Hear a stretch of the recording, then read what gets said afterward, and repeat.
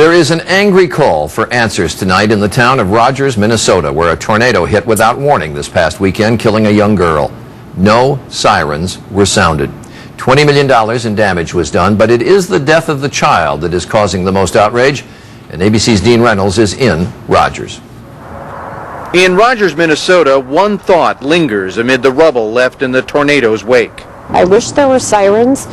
You know, I wish there was something to have warned us to go in the basement. But the fully functional sirens here never sounded. The National Weather Service station at Chanhassen, 30 miles away, saw a big storm approaching Rogers that night about 9:45, but felt the data were too inconclusive to call it a twister.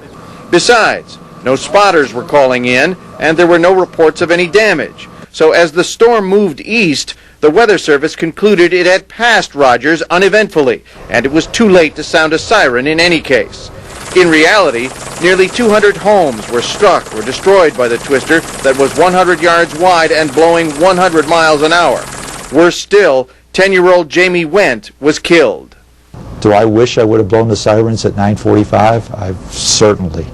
Why would I not have wanted to give people the most information possible?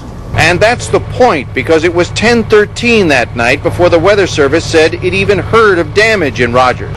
But by then, the local sheriff had been fielding 911 calls for nearly 20 minutes. So many are asking why the Weather Service didn't know a tornado was in the area. Something failed here, and the people of Rogers, Minnesota were left unawares, unprotected, and somebody should be held to account.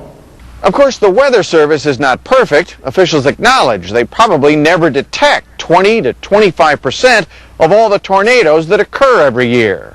The National Weather Service acknowledges that it hasn't had a major technology upgrade for a decade, and there won't be one for 10 more years. Until then, tragedies like the one that took the life of Jamie Wendt could well happen again, at any time. Dean Reynolds, ABC News, Rogers, Minnesota.